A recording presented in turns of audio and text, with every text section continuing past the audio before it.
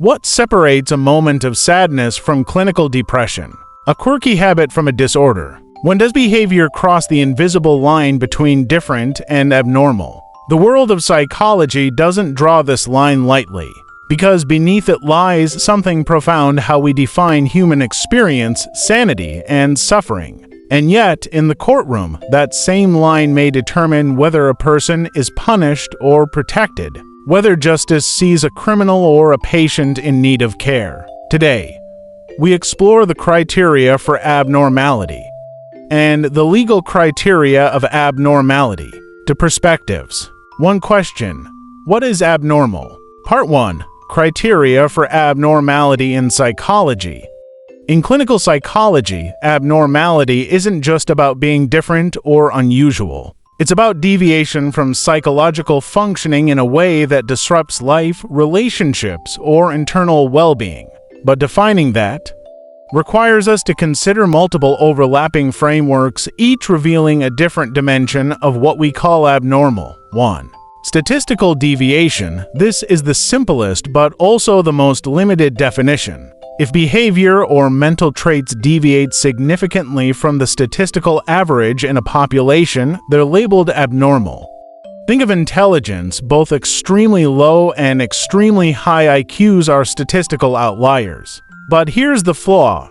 Not all rare traits are undesirable. Genius is rare. Creativity is rare. Compassion in high doses is rare. So, statistical deviation alone cannot define mental illness, it only suggests difference. 2. Violation of social norms. Here, abnormality is defined by behavior that violates the expected rules and customs of a society. For instance, walking naked in public, extreme aggression, or severe withdrawal from social interaction. But norms are culturally constructed. What's normal in one society may be taboo in another. This definition risks pathologizing cultural difference, eccentricity, or nonconformity. 3. Personal distress. This is one of the most empathetic criteria. If a person is experiencing intense emotional pain and that suffering interferes with their daily life, they may be considered psychologically abnormal.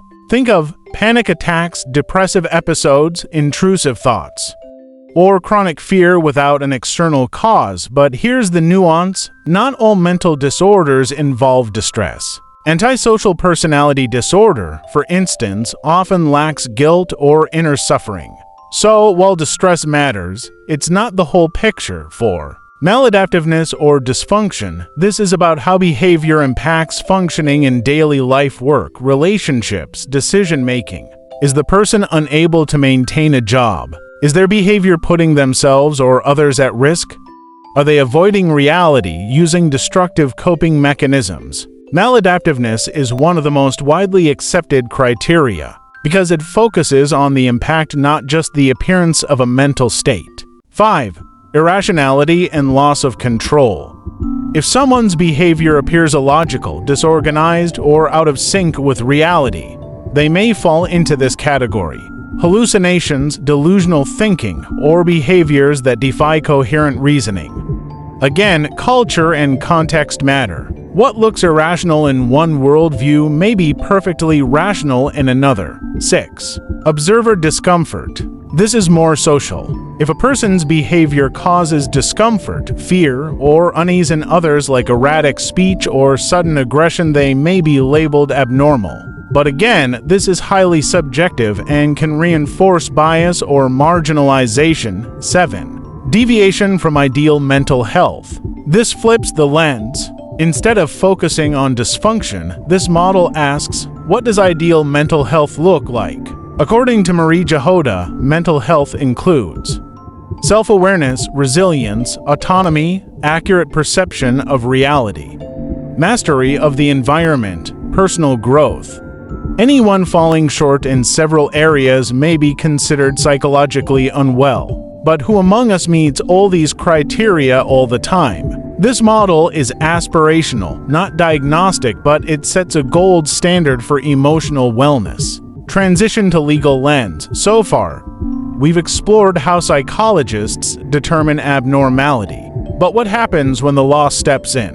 When someone's mental state is used to defend a crime, justify institutionalization, or evaluate capacity to consent, the definition of abnormality shifts dramatically. Let's now explore the legal criteria of abnormality. Part 2. Legal criteria of abnormality. In the courtroom, abnormality is not just a diagnosis, it's a legal determination with massive consequences. Here, the focus is not on how much a person suffers, but how much their condition impairs judgment, responsibility, and autonomy. 1. The insanity defense, one of the most controversial uses of psychological abnormality in law. At its core, it argues that a person should not be held fully responsible for a crime if they were suffering from a severe mental illness that prevented them from understanding the nature or wrongfulness of their act, or controlling their behavior according to law. The legal standard varies by jurisdiction, but the Manhattan Rule is most widely used.